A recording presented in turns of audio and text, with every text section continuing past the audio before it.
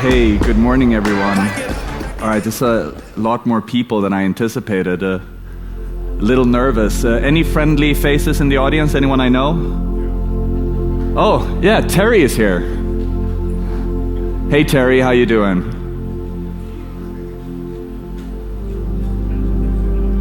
Thanks for the support. I'm Nils. I'm with Auki. We work on making the physical world accessible to AI. And we're doing that because we believe that things are about to get weird.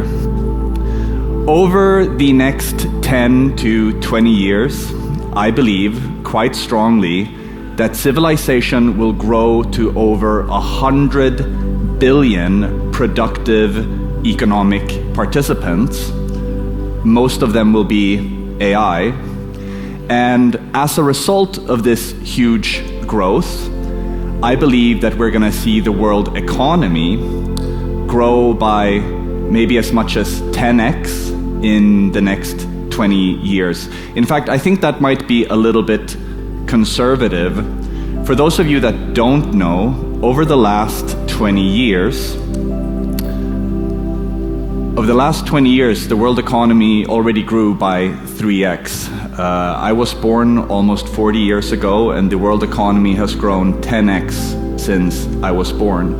So you only really have to believe that AI will help us move about 3 times as fast for us to 10x over the next 10 to 20 years. I think we're going to hit that pretty quickly. But of course, you see on the graph that something happened in the early 2000s, and what happened was that software ate the white-collar world. Almost all white-collar work now is done in front of a computer. It's done with phones. Desktops, laptops, mobile phones have been hugely transformative for all kinds of white-collar work, but 70% of the world economy is still tied to physical space and physical labor, meaning that the AI revolution can't really kick into gear until we teach machines to perceive the world. So, what happens next? The robots are coming, the glasses are coming. In fact, these glasses, weighing only 40 grams, capable of spatial awareness, made by a company called Mentra.glass, are launching in September this year. About 10 years ago, Naval Ravikant wrote a blog post about what he thought would happen in the near future with AI and robots. This is 10 years ago. And in this blog post, he argued that machines and AI are going to need to be able to coordinate with each other in the physical world, exchange information with each other in the physical world, and even buy data and resources from each other. One example that he used was that self-driving cars would need to be able to negotiate with each other how to handle things like lane merges. And he believed that nano-transactions would help facilitate this. I'm willing to pay a cent to go before you in traffic, etc. And at the time, I lived in Beijing. So this really resonated with me because Beijing is a pretty big city. In fact, Beijing is so big that there are more cars on the road in Beijing than there are people in Los Angeles. And the average commute in Beijing is a cool 2 hours by car. So if you do a quick back of the napkin calculation, you will find that roughly the time it took to build the pyramids are lost in Beijing traffic every single week. When we teach machines to coordinate with each other, there's enormous potential that can be unlocked to make the world run faster. Have you ever noticed that at a red light, when it switches to green, not every car starts moving at the same time? There's this little chain reaction, and because of that, if you're far enough back, you'll miss the green light. But in a world where the cars are coordinating with each other and they can all start at the same time, traffic will flow more smoothly. What Naval missed in this very influential essay is that it's not enough for the cars to be able to exchange value with each other. They need to be able to communicate with each other about the physical world. They need to be able to express where they are physically with great precision and with low latency. Because if you're a car moving at 100 kilometers an hour, you move pretty far in 10 milliseconds. And the GPS is only accurate to a couple of meters. So one of the things that Naval missed is that we're going to need something to replace the GPS. Let me explain why by sharing some more Asia scale stories. By a quick show of hands, who's visiting from outside of Asia? Nice. Okay, these next few minutes are for you. Strap in. So, New York is the biggest city in the West by a pretty wide margin. New York has over 900 buildings taller than 100 meters. A problem with that is that GPS is actually a line of sight technology, meaning when you're in an urban canyon, when you don't see the sky clearly, the GPS gets very imprecise. Height-wise, the GPS, even when it is precise, is 20 to 50 meters off. So your GPS now has no idea that you're sitting in that chair, doesn't know you're on this floor. In fact, GPS doesn't work indoors, full stop. So if you live in New York, you will have noticed that the GPS can be a little bit challenging to use to navigate. But I live in Hong Kong. New York has 900 buildings taller than 100 meters, biggest city in the West. Hong Kong has over 4,000 buildings taller than 100 meters. And Hong Kong is just the bottom right of this picture. This is the Greater Bay Area, home to 87 million people in an area smaller than Greater Los Angeles, about 2/3 the size of Greater Los Angeles. And in this picture here are more high-rise buildings than all of North America and all of Europe combined in this photo right here, or this illustration right here. So in China, in Hong Kong, we are really struggling with the GPS. And it turns out that robots have almost no use for the GPS at all. Terry doesn't even have a GPS. It's not going to help him very much. So the question is, what comes after the GPS? Machines need to learn how to perceive the physical world and communicate about the physical world. They need spatio-semantic perception. Spatio-semantic meaning spatial, that they understand how far away things are, the depth of things, and semantic meaning they understand the thingness of things. This is a bicycle, don't hit that. Robots need this, your AR glasses need this, cars need this. And to kind of understand what's missing for the AI revolution to really kick off, I want to talk a little bit about humanoid robots. I believe that the final software stack of humanoid robots needs 6 layers of software. You need models for locomotion, the ability to walk around. Today, robots can't even walk stairs. That's why Terry didn't join me on stage today. He can't walk up the stairs. But locomotion is most of what we've seen humanoid robots do. They can walk, they don't fall over. Does that mean we can put them to work? No. We also need models for manipulation, the ability to grab things, pour things, push things, move them around. And very little work has been done in manipulation so far. But if you had a robot that could do locomotion and manipulation, could you now ask it to go water all the plants in your home? Still no. You need a spatial-semantic perception layer so that your robot can understand the difference between watering your plant and watering your cat.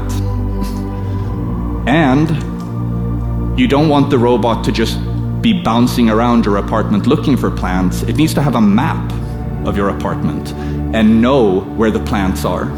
And it needs to be able to communicate with other robots that you have and other devices that you have if these things have moved around. And it also needs to understand where it is in relation to the map. It needs a positioning layer. And finally, you need an applications layer to tie all of these things together. When these 6 things are in place, that's when we'll see humanoid robots really start doing work. At Auki, we focus on number 3, 4, 5, and 6. We focus on collaborative perception, collaborative mapping, collaborative positioning, and applications that allow for multi-robot, multi-device orchestration. And we realized back already in 2019 to 2021 that the phones that you have in your pocket are spatial computers, just like robots are. In fact, they're kind of robots, but they don't have arms and legs. So we don't even have to worry about locomotion and manipulation. We can start building early on the perception, mapping, positioning, and applications layer. 2 weeks ago, Auki closed its first multi-million-dollar account with one of Europe's largest retailers, where we use this legless, armless robots, your phones, to help the retailer capture the reality on the ground, to know where are their products actually, not according to some plan, but where did you actually place them, so that they can get heat maps for the first time of how things really are performing. We allow them to make easy digital twins that they can maintain just using their daily tasks. And once you have that, they can use AR navigation both for their staff and for the shoppers. For the staff, we've reduced the walking distance for click and collect orders by as much as 40%.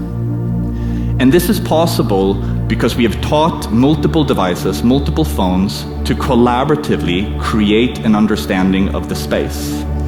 Early in the process, it looks something like this. This was stitched together from 100 separate video data streams. 100 separate video data streams stitched this together. And when that is in place, you can use your phone to create these heat maps, to do AR navigation, etc. But also very soon, we're releasing this together with Mentra. These glasses plugged to a battery pack that allow the glasses to stream video for over 9 hours. And that gives us something cool. We can skip the locomotion, because I'll be doing that, right? We can skip the manipulation, because I'll be doing that. But we will get AI perception. The AI will be able to look through your eyes, through this camera, for a whole shift. It will be able to update the map and keep track of where things are, and collaboratively position all the assets, resources. So you get this full stack, minus the locomotion and manipulation. We jokingly call it hybrid robotics. There's a lot you can do with AI if you let the humans do the manipulation and the locomotion. We believe that the most important thing that we can do right now at the dawn of AI is that we must make the physical world accessible to artificial intelligence. This means that we have to deal with things like visual positioning, allowing the camera to understand where it is in space. The problem with that is visual positioning systems are a deal with the devil.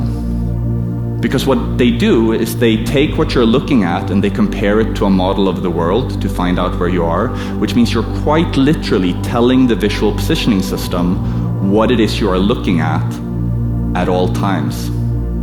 Last year, Elon Musk went on the Lex Fridman podcast and said that his humanoid robot is going to be the greatest source of data in the world. Not the biggest consumer of data in the world, the biggest source of data in the world. Elon will know what your robot is looking at all times. The makers of AR glasses like Niantic, they will know what you're looking at all times, unless we decentralize the visual positioning stack, which is what Auki is working on. We believe that the internet itself needs a new universal spatial computing protocol that will allow venues to self-host their visual positioning system without sharing any of the data with us or anyone else. The idea is if you walk into this conference center, for example, the conference center already knows you're here, you're on the CCTV cameras, but there's no reason for me or Mark Zuckerberg or Elon to know that you're here. We can reduce the privacy impact of visual positioning by decentralizing the stack.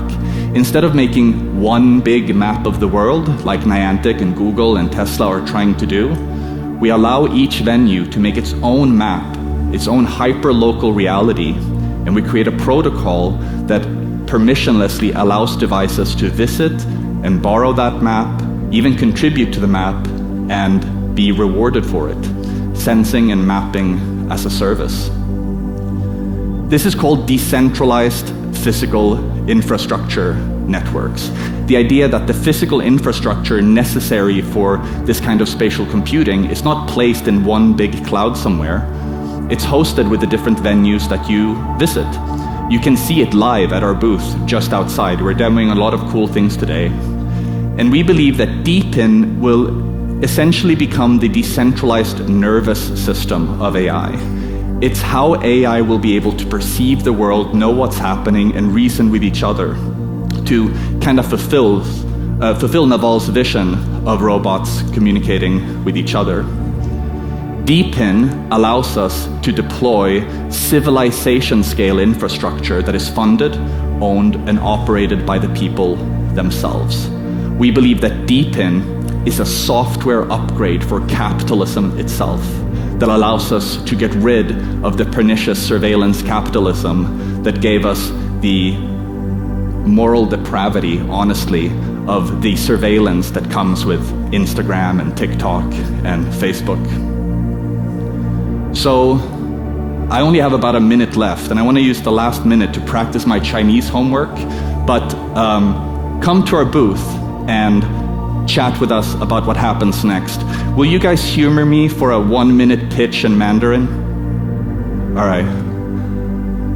So for those of you that didn't understand me before, 我们是一个香港的创业公司。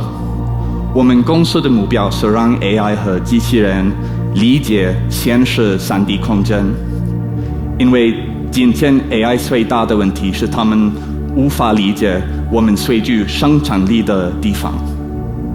根据世界银行，全球70%的经济仍然依赖于物理空间，可是 AI 无法理解物理空间。I'm Nils. I am the CEO of Auki Labs. We are just outside. We are demoing collaborative perception, collaborative mapping, the whole works. You can try it on your phones just outside. Please come to our booth and chat with us about what happens next. Thank you.